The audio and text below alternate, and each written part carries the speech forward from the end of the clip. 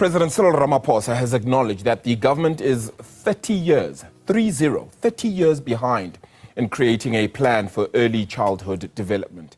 Sectors of society await the tabling of the budget tomorrow. The early childhood development sector sits concerned over the possible reduction of a 10 billion rand allocation contained in the leaked budget speech that was meant to be presented in February. Educators say the funding is crucial to overcoming challenges in township and rural communities. They hope government recognizes the essential nature of ECD education and show commitment to its success. It starts long before a child pulls on a uniform or hears the scrape of chalk against the chalkboard, before a story is read aloud in their mother tongue, before a balanced meal is ladled onto a plate for school lunch. A choice is made on a spreadsheet, in a vote, in a line item of the national budget. That single stroke of a pen can swing a door wide open or bolt it shut. For millions of children across South Africa, that door never even cracks. Consider this: in 2023, barely 27% of 3 to 5-year-olds had access to any form of early learning program.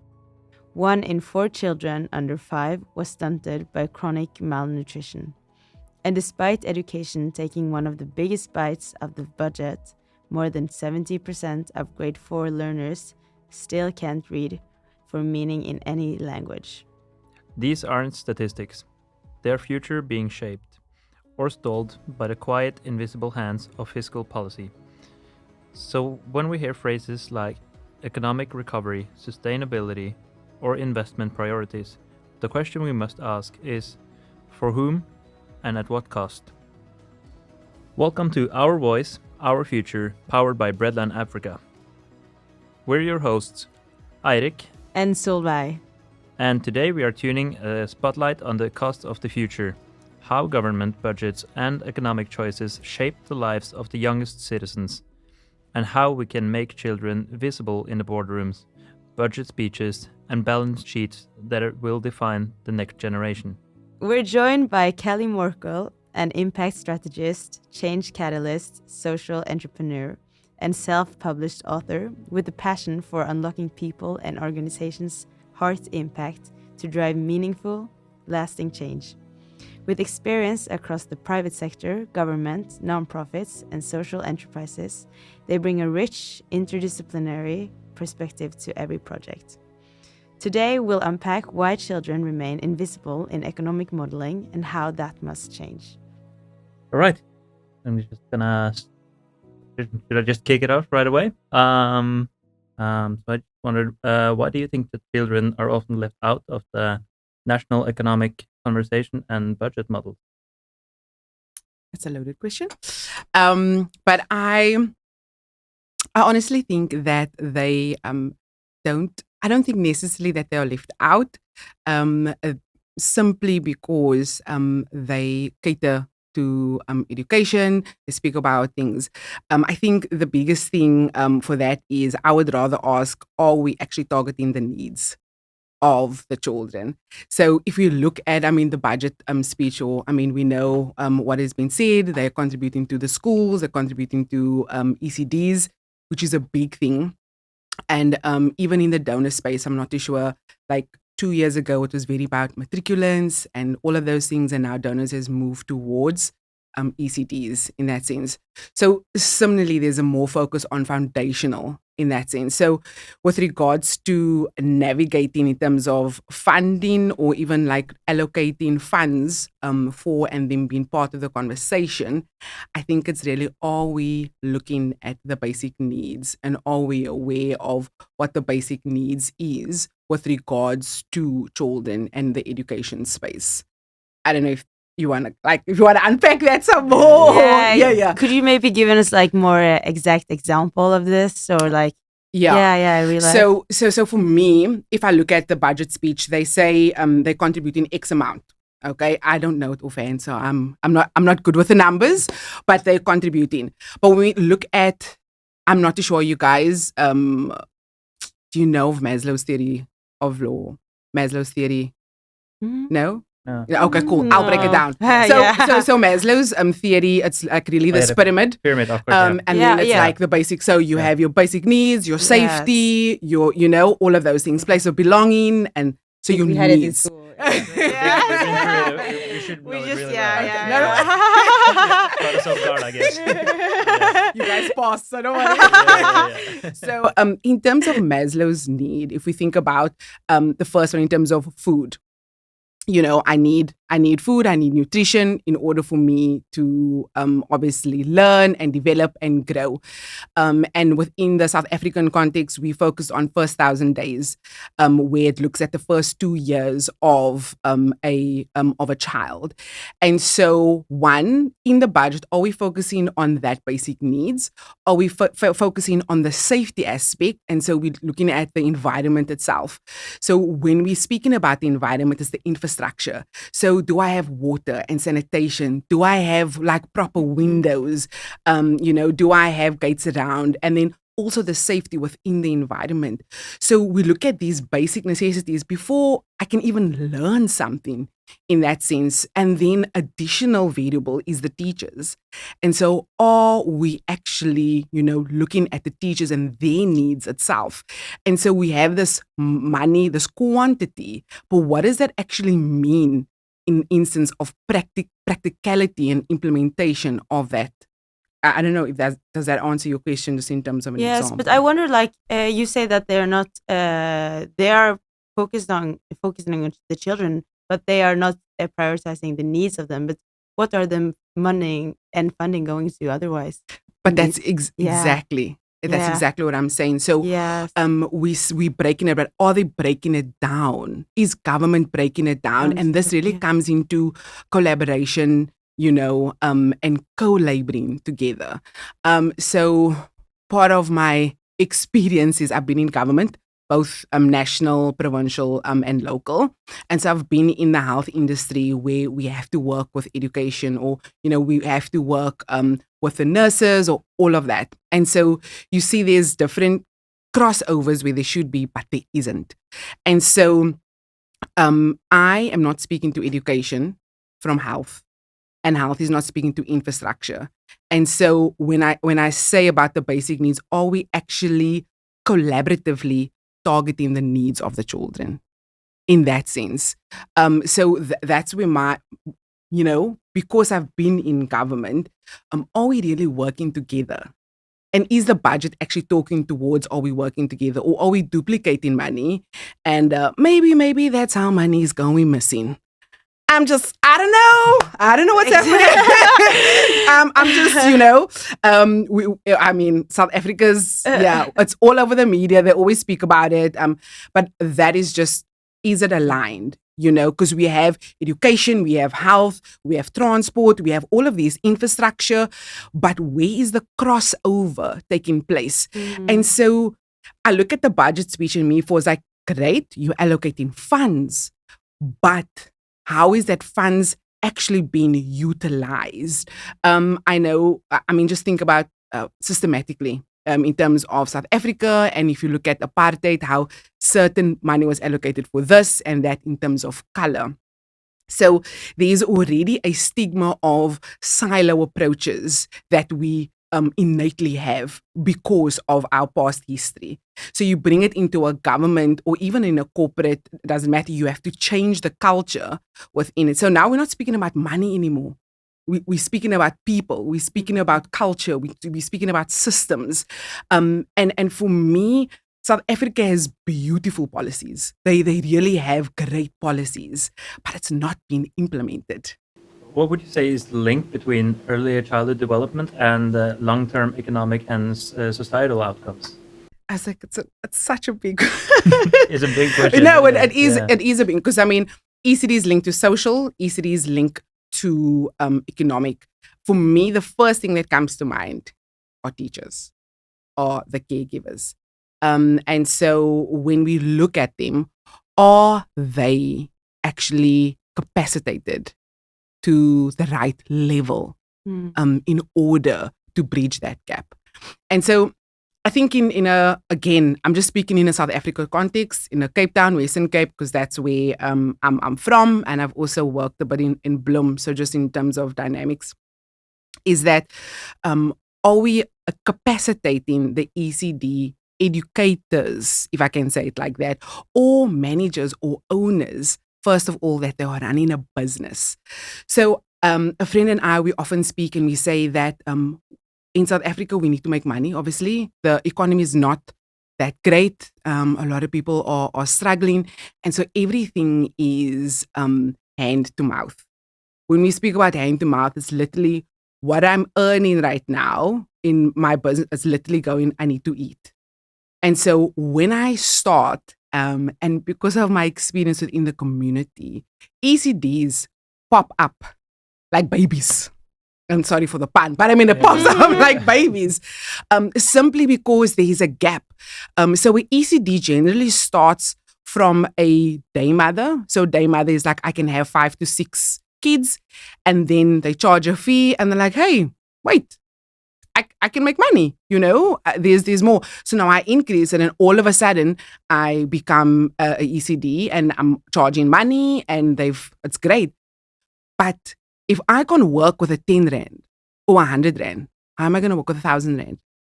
How am I going to navigate? I know I'm going to go back to the kids now, but we're talking about the link in this regard economically.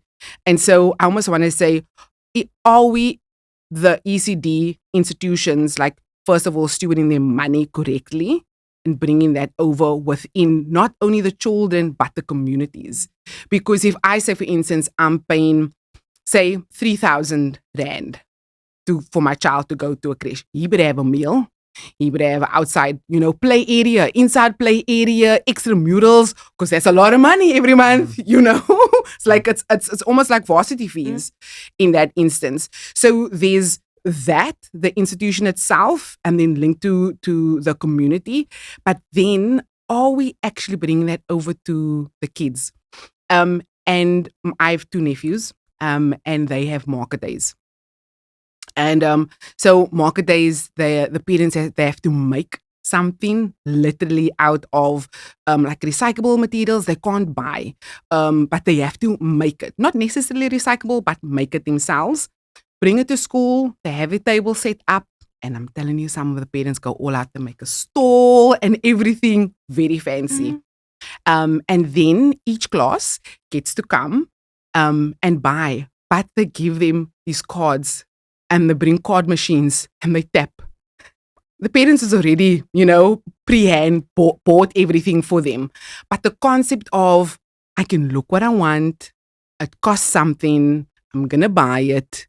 And in that sense, so that exchange of, and so if I as an ECD owner understands the importance of that exchange, you would want to teach that lesson to the child, but also to the parent in itself. So I'm speaking from a context of middle class to lower class ECDs in that sense, because that the concept of hand to mouth is literally there. But that's also where most of the ECDs are popping up, and where the need is in that regard. Similarly to socially, and we can say something as simple as kindness, and even sharing, a social aspect of it, is that, again, teachers, we often, and in the East, we learn by what we see. So if I see what or how the behavior is of the teachers, and I spend most of the day in that way, and obviously with your parents, then that's also a form of, but we are still living in very broken societies, where, there's so many social ills, and we can list them, and I think it's in every country, to be honest. And so the question is, that link, are we actually dealing with that link?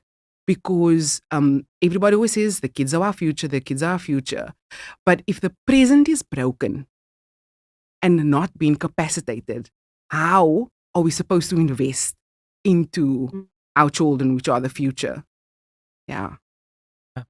I guess just to follow up, it's, of course, just gathering from what you explained there, of course, a simple investment in one ECD can open a lot of doors, it seems like. So, of course, how does this relationship justify greater public investment? Oh, wow. I think I'm just going to use Bread on Africa as an example, because I think it's amazing that's already, even though they're a NPO, but it's also private in that sense, and outside of an ECD. So similarly, that's infrastructure. The biggest thing that ECDs is infrastructure. Compliance wise, it is infrastructure. Most of the ECDs cannot get their social development certificate because of compliance. So just in terms of just a little bit of background so that you can understand, there's a health clearance certificate that ECDs are required to obtain. And then there's also the nutrition, the planning, the lesson plans, the safety, all of those things. And it's those two packs that goes to social development. And the reason why I'm saying this because I was an environmental health practitioner for the city, and we were the custodians of the health certificate. So we had to run that whole process with the different departments. And so what we saw is that the infrastructure was either dilapidated or it wasn't sound. And so in that instance, coming along, giving an ECD the proper infrastructure, which is safe for both the teachers and the children, already puts them, in a better stepping in a better.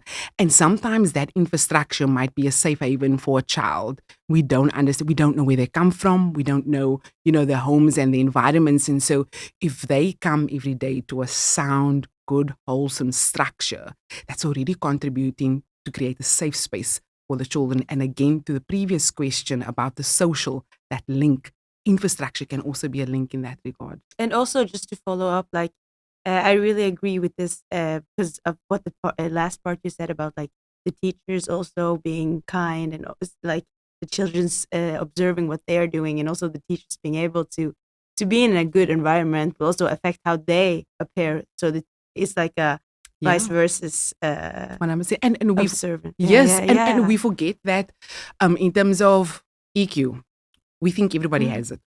We learn, we go to school, we learn from whether it is the church, our parents, organizations, sports, we learn from. But our emotional intelligence is not necessarily, it's through experience, it's through exposure. So if teachers are only exposed to gender-based violence or alcoholism, those things, and they come in and they have an opportunity, and I'm like, I'm going to work at an ECD, this is great. I might have gone for the course, but I don't have the emotional intelligence for it. And this is something maybe many people take for granted. 100%. Yes, people think okay, working with kids automatically, everyone understands how you should behave around them, but it's not like that. Yeah. No. Yeah. Okay. Thank you. So regarding the next questions, with the South African economy under pressure, where should the government prioritize funding to safeguard children's futures? Woo, everywhere. I think I'm just gonna backtrack to the previous question. Yes, it's quite.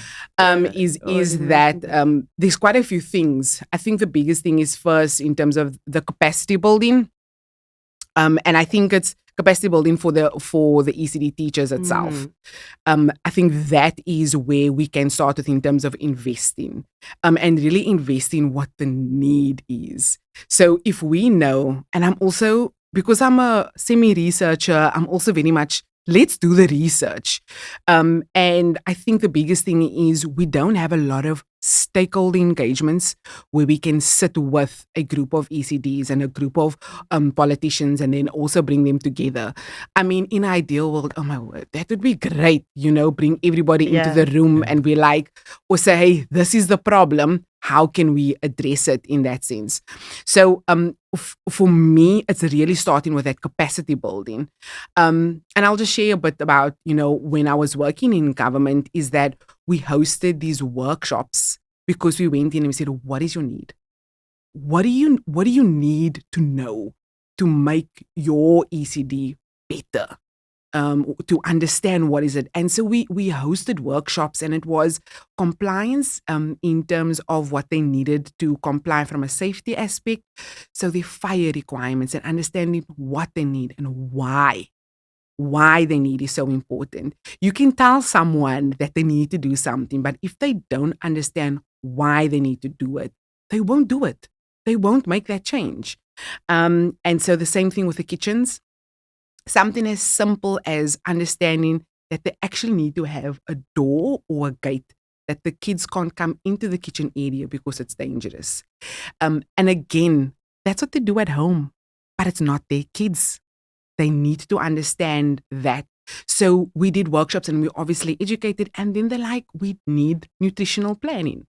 And the biggest thing is, how do we give our kids good nutrition on a budget?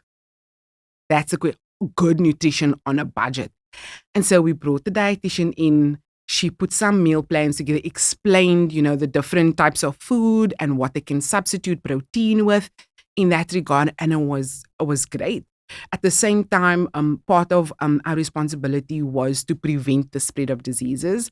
And so hand washing, something as simple as hand washing, but also to know that there isn't always running water. And so from UNICEF, I think a lot of countries has actually implemented it in that sense. It's a tippy tap, or you call it the squeezy tap, or the tippy tap and the squeeze bottle. I mean, we call it the squeeze bottle. So it's literally, you make a running tap out of a 2-liter bottle that they can put in their classrooms in that sense. So there's a lot of capacity building that I personally think that should go into the teachers and across board. So if you look at obviously knowledge-based, how do I teach a lesson, all of those things, but also intellectually, how do you resolve conflict? How do you identify if a child's been abused at home? Small things. We take it for granted that you should know because you're in that industry. But with that budget, we say it's towards children. But if part of that budget is capacitating the teachers, the ECD teachers, that would be, that's my answer. Yeah. So yeah, thank you. And then, what are the trade-offs policymakers face, and what principles should guide those choices? Basically, what is the policy makers getting in return for investing into the teachers? Yeah, pretty much. Yeah. Okay. A better society, like let's just be that's actually what we want. Yeah. I think it's always about and I say this, what is your hidden agenda? Policymakers. I mean, there shouldn't be a hidden agenda. But, and also in terms of finances, if you're going to invest in this, or is there a hidden agenda? Or is it the actual fact that you want to target one of the SDG, the Sustainable Development Goals? That's the hidden agenda. Or actually, that's the agenda. Yeah. But is there a hidden? So for me, I think that the trade-off in that regard is actually creating better societies, better quality societies in that sense. And when you say quality, we're looking at a person holistically. I'm a physical being, I'm a spiritual being, I'm an emotional being. And so how am I contributing to that? However, policymakers and finances goes hand in hand, and the social aspect is lacking. So again, I think it's really about policymakers should actually, the trade-off should be, I'm seeing a sustainable person, a sustainable community. And I say that because, and I'm gonna draw it quickly. This is gonna be very funny. But when we talk about sustainability, we talk about people, we talk about planet, the 3 Ps. the 3 Ps, and we talk about profit. And so if anything is that, I mean, you want those 3, right?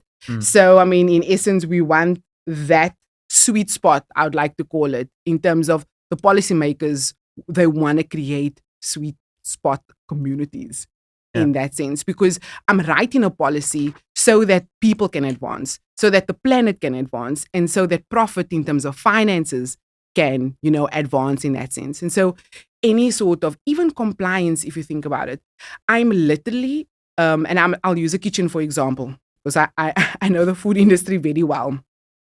If I have a legislation policy that says your kitchen needs to look like this, and I go and enforce it, this is where the why becomes important. The compliance is there for the people so they don't get sick. In that environment, so now the planet, which is the environment of the kitchen, it's clean, it's healthy. And so now they're compliant, which means that they can operate legally, which means you won't get a fine if you open and you don't have. And then that means if I'm compliant, that automatically means I can do business, which equates to profit. It's a silly example, but I always say that compliance equals opportunity in that sense. And so if our policy is in that sense that it's creating opportunity when we implement our policies, that should be the trade-off. I guess you kind of like touched up on it in this question, but how would you say that an ESG framework help us think differently about children in the context of national budgets and business strategy?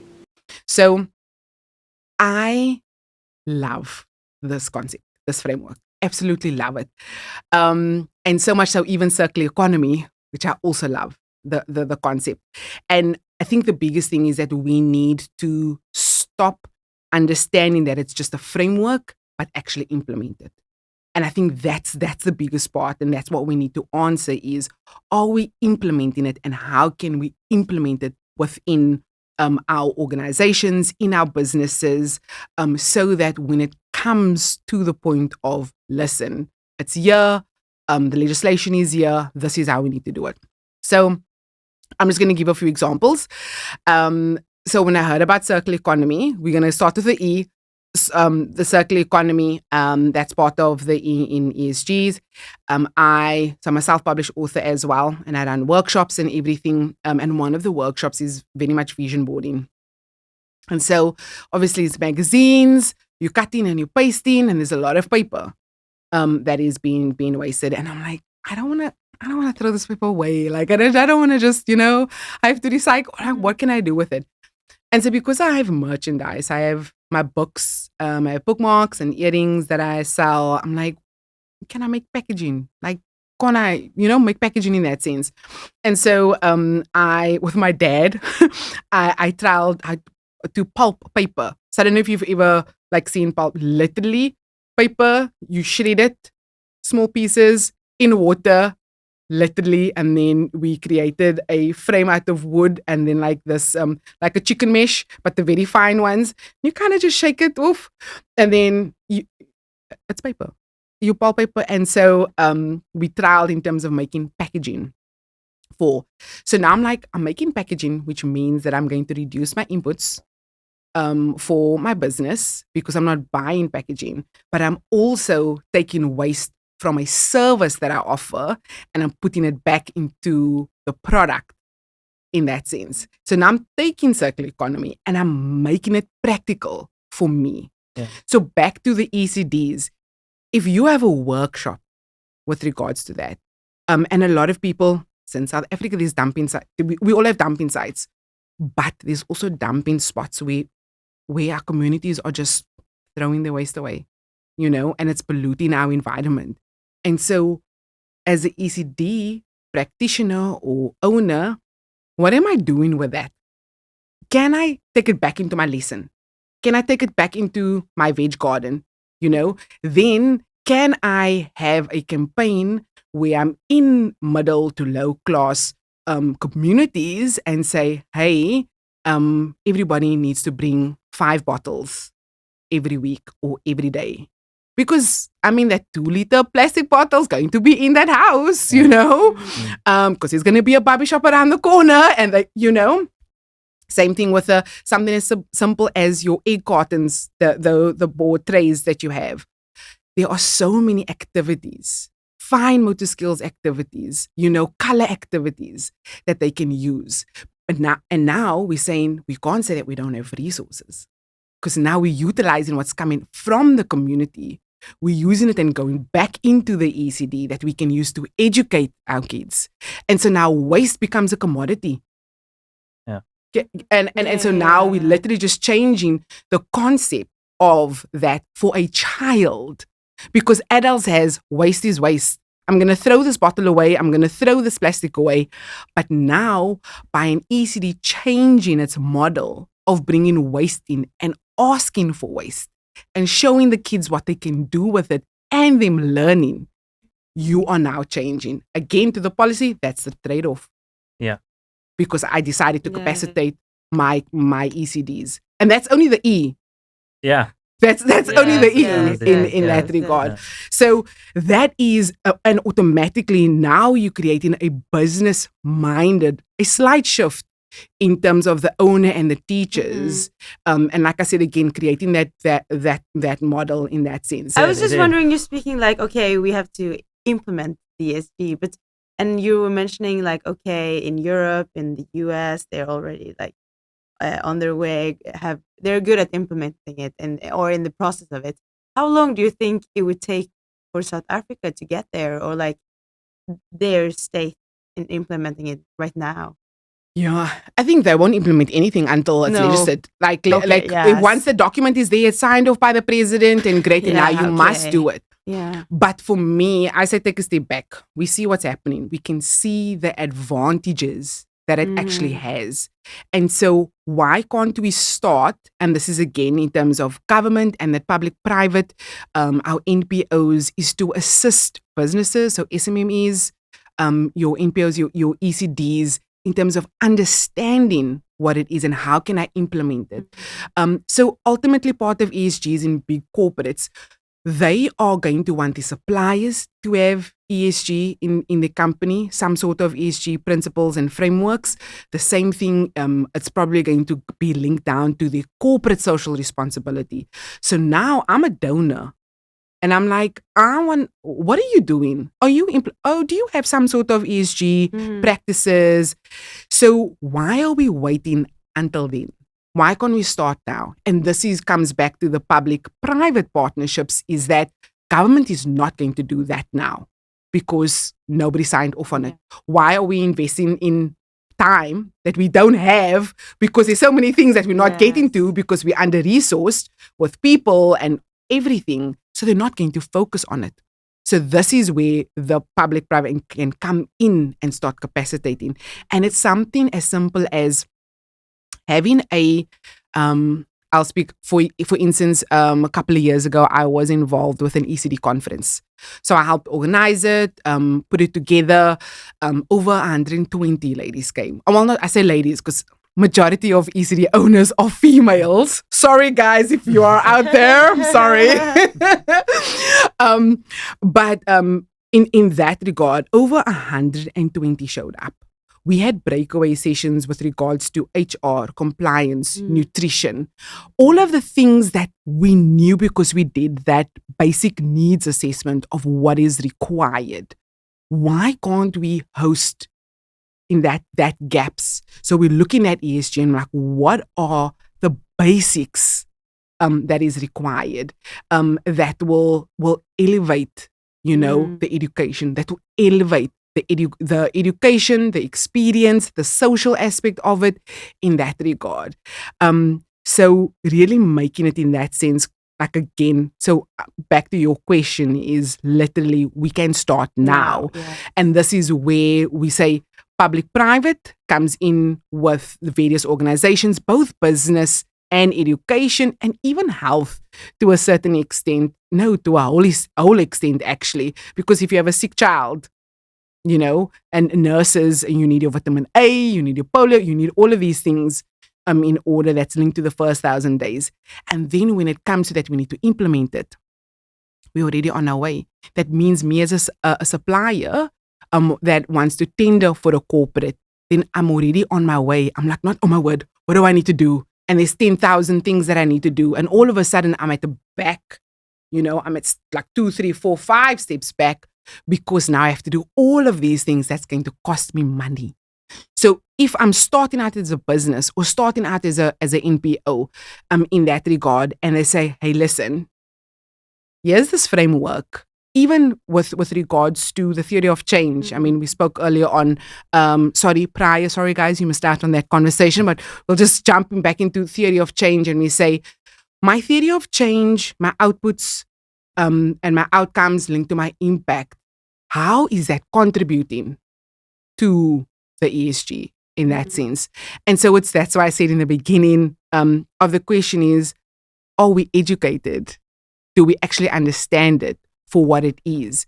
And so it's understanding it in its silos, but actually how does it come together? Because if you look at it, our people, profit, and planet, isn't it the same thing? Our environment, social, and governance. Mm-hmm. It's the same thing, Pretty much, yeah. pretty much.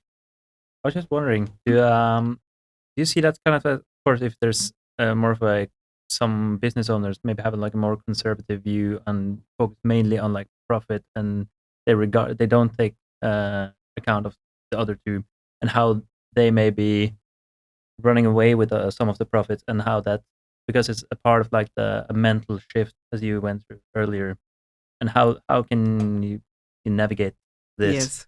I love this question. Simply because It's basically like shareholder stakeholder perspective, I guess, is definitely the change. Yeah. So definitely mind shift, perspective shift. So I'm gonna say, and this is probably easy to explain. You get an entrepreneur that is profit driven, and they're all about the business. So it doesn't matter what happens; they're always going to focus on how much money can I make. And listen, there's nothing wrong with it. And then you get a business owner is like, and some people might say this is an NPO, but you get business owners, entrepreneurs that are, I want to make an impact. My product needs to make an impact. My service needs to make an impact. You have these two. Entrepreneur, social entrepreneur. Entrepreneur, Yeah. social entrepreneur. Yeah. And so it was so funny. I was chatting to one of my friends and we were having this conversation. And it's like, you are definitely an entrepreneur. I'm like, I'm a social entrepreneur because I think about the money last and he thinks about the money first. Yeah. And I think it's about getting to that sweet spot of being a social entrepreneur, because entrepreneurs that are profit driven, they are bound to have to give in terms of corporate social responsibility again. And how do they do that? So understanding that my friend politely said, well, if you want to make an impact, you need to make money first. And I'm like, darn, Yeah. you're right, Yeah. you know, in terms of it. So that mindset, I think it's more of, we have a lot of incubator programs. I think it's all over the world. It's not just here in South Africa, but very much third world. They have these business incubators where they teach you all about business and finances and things. And so that mind shift comes into incorporating it. I don't think we are in times now where everything is separate. Like 5 years ago, they were like, oh, these are sustainability. Oh, these are engineers. This is health. We can't be. When it comes to, if we think about ESG, everybody needs to work together. And how do you integrate that? And so it's incorporating that. And so again, back to the compliance aspect I spoke about, is that will ESGs, or the framework, the principle of it, afford you opportunity? If you position it in that way, then the business owners would be like, whoa. So you're telling me if I do X, Y, and Z, that means I'm going to have more opportunity in the next 2-3 years if I start now. It makes sense money-wise. So the pitch of ESG, I think, is very important, Yeah. you know, because someone in a social entrepreneur will jump on it quick. Like for me, instance, I can see the impact because I look at the environment, I look at the people, and I look at the impact that I want to make. Someone that's profit-driven, you need to speak money. So it's how you pitch it. And again, the principle is amazing, but are we actually pitching it on the level of a business owner? And now we're talking about small, medium, and obviously huge enterprises, and similarly for organizations and NPOs, so that they can understand the magnitude of the slight shift, but the opportunities that it will have long term. Yeah. This is really important because it's often there the big money lies, right? Or in the private sector, exactly. Yeah. Yeah. Right? Yeah. I was thinking I had one question just to kind of play like the devil's advocate. Go. Like, Oh, I love it. Go for it. I was thinking in terms of like, if you want to go like switch from, you want to work with social entrepreneurship. You said earlier that you're a research-based person as well. And a big topic there is conflict of interest, of course. So if you mainly work on social impact and you then start to make money and become profitable, Yeah. do you see that as a challenge in becoming, because people maybe start questioning the conflict of interest? Are you in it for the money or are you in it for the impact. So it's kind of like balancing profit and impact. I think it's not necessarily about the conflict of interest, but rather is like, what is your primary function? Yeah. And from your primary function, what is the secondary? Is your primary function the profit and your secondary the impact, or is your primary focus the impact and your secondary your profit in that sense? So my secondary, in terms of making the books, in that sense, it stayed there. Actually, it was my primary for my business, but it became my secondary because I started consulting. So in that sense, I hope that makes sense, just in terms of full circle. Yeah. And I think that's what businesses should be open, transparent about. I think that's the biggest thing. If you have two legs in your business, and I would always say, think logically about it, long term about it. And I would say, again, to answer your question, if it is that there is a big impact part, then the question is, should you not then register an NPO? Because now you have these two functions. Or I have an NPO and I provided a product that's booming. It's making loads of money.